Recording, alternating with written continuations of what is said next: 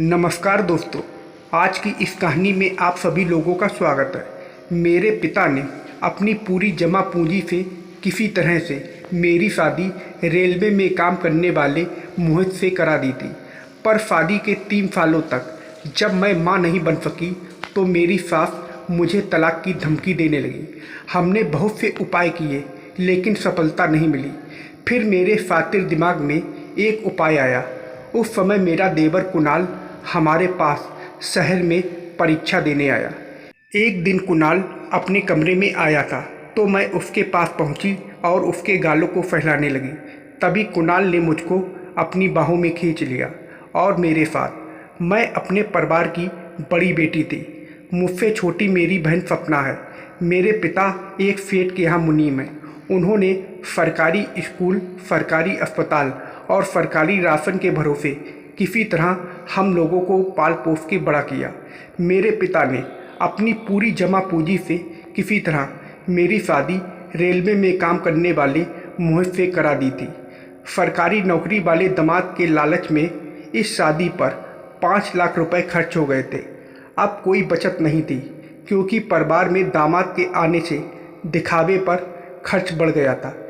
पिताजी मेरी छोटी बहन सपना को बीएड कराने के बाद नौकरी मिलने का इंतज़ार कर रहे थे। उन्हें पूरी उम्मीद थी कि सपना की सरकारी नौकरी लग जाएगी और उन्हें उसकी शादी पर एक पाई भी नहीं खर्च करना होगा। फिलहाल तो उनकी माली हालत डामाडोल थी। सपना की पढ़ाई और मोबाइल का खर्च भी मेरे और मोहित के मिलने वाले उपहार पर निर्भर था। मोहित मेरा पूरा ख्याल रखता था। हमारी तरफ से उन्हें कोई चिंता नहीं थी। सपना की शादी में मोहित पैसा लगा देंगे, एक उम्मीद उन्हें इस बात की भी थी। अगली मुसीबत, या कहना चाहिए कि मुसीबतों का पहाड़ तब टूटा जब शादी के 3 साल तक मैं मां नहीं बन सकी और इस मुसीबत ने पूरे परिवार को झकझोर दिया।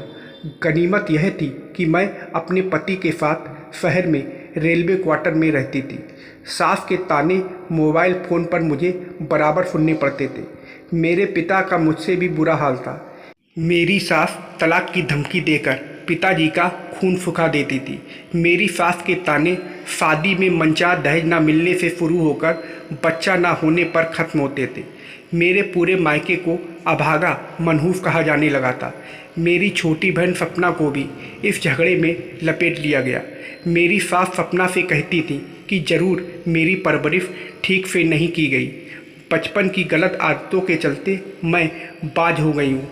मेरी सास ने कानूनी सलाह भी ले ली थी। मेरी सास एक दिन कह रही थी कि कोर्ट में साबित हो जाएगा कि मैं उनके बेटे को शारीरिक सुख और संतान सुख नहीं दे सकती। इस वजह से उसे आसानी से तलाक मिल जाएगा। उन्हें हर्जाना खर्चा नहीं देना होगा। मेरी माँ इन बातों को सुनकर कई दिन तक कुछ भी नहीं खा सकी। वे यह सोचकर मरी जा रही थी कि दामाद जी ने अगर मुझको छोड़ दिया तो मेरा क्या होगा। मेरी दूसरी शादी करने के लिए पैसे भी तो नहीं बचे हैं और फिर दूसरा आदमी शादी करेगा क्यों। मैं और मेरे पति मोहित को डॉक्टर ने बताया कि मोहित के वीर्य में शुक्राणु की कमी है। मोहित के शुक्राणु को बनाने के लिए डॉक्टर ने 2 महीने तक हर हफ्ते दवाइयाँ दी और इंजेक्शन लगाया, पर इस उपाय का भी कोई असर नहीं हुआ। जब किसी भी डॉक्टरी का इलाज से बाप नहीं बना तो माँ के बताए हुए उपाय, देसी नुस्खे को अपनाया गया, पर इन सारे उपाय से भी कोई फर्क नहीं पड़ा। पति की पगार समय पर आए या ना आए, पर मेरी महामारी ठीक 28 दिन में आ जाती थी। हम पति पत्नी एक दूसरे को बेहद प्यार करते थे और एक दूसरे की कमी बताते नहीं थे। असलियत यह थी कि मेरे पति मोहित की वो सब करने में दिलचस्पी नहीं थी। मैं पति को रिझाने की पूरी कोशिश करती थी। बिस्तर पर उनसे चिपक जाती, उनके गालों को चूम लेती, लेकिन मोहित पर इसका कोई खास फर्क नहीं पड़ता। इसके बाद हमने टोटके का सहारा लिया।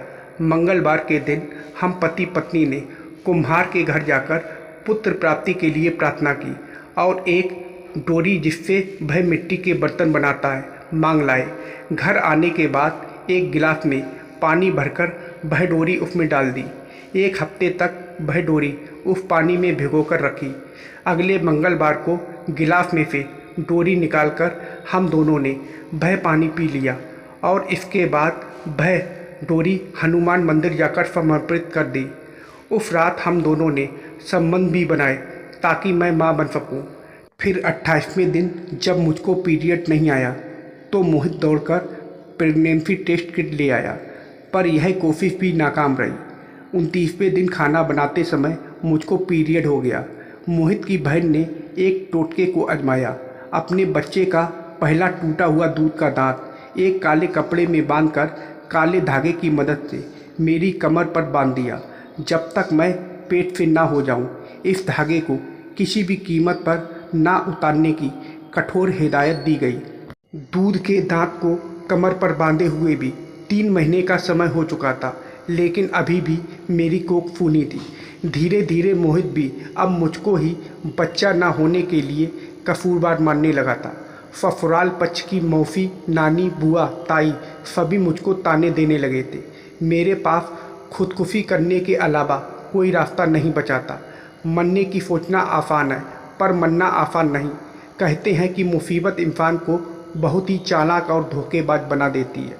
इसी बीच मेरा देवर कुणाल 3 साल पटना में कोचिंग के बाद मेरे और मोहित के साथ रहने आया था।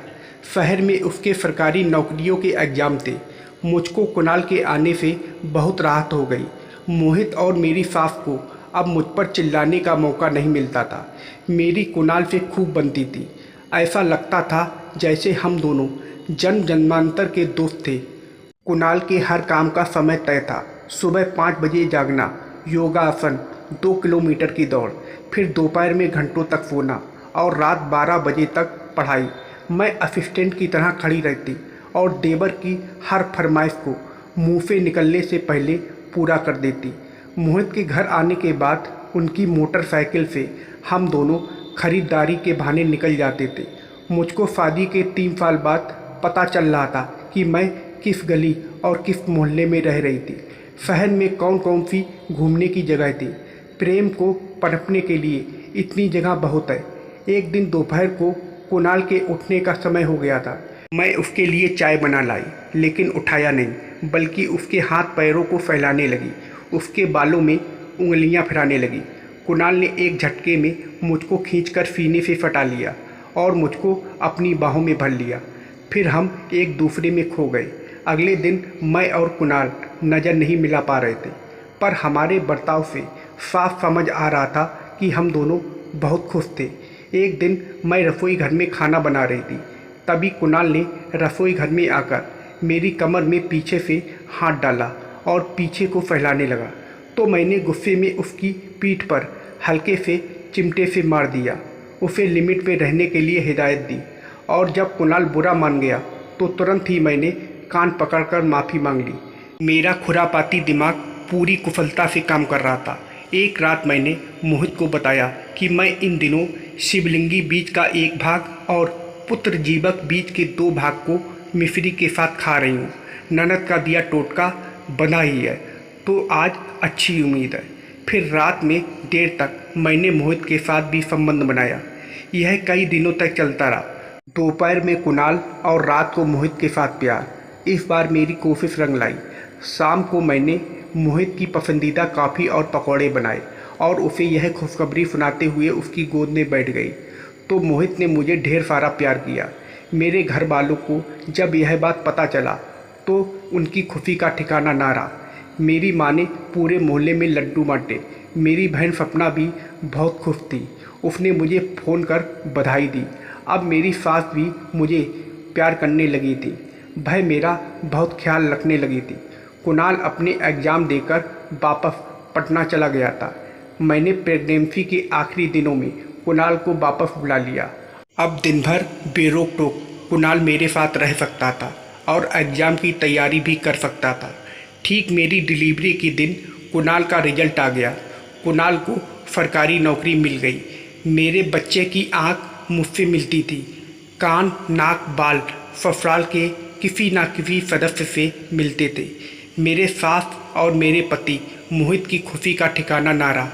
कुणाल के लिए एक से बढ़कर एक अमीर घरों के रिश्ते आ रहे थे। बहुत सारा दहेज भी मिल रहा था, लेकिन कुणाल ने लड़की देखने से साफ मना कर दिया। मेरा और कुणाल का प्यार ऐसे ही छुप छुप कर चलता रहा। फिर मैंने कुणाल को अपनी बहन सपना से शादी के लिए मना लिया। सपना को भी इसी शहर में नौकरी मिल गई है। हम दोनों परिवार एक साथ बहुत प्यार से रहते हैं। मैं दोबारा माँ बनने वाली थी। मैं दिल से कुणाल की आभारी थी जिसने मेरी ज़िंदगी उजड़ने से बचा ली थी। दोस्तों, यह कहानी पूरी तरह से काल्पनिक है। इसका किसी के वास्तविक जीवन के साथ कोई लेना देना नहीं है।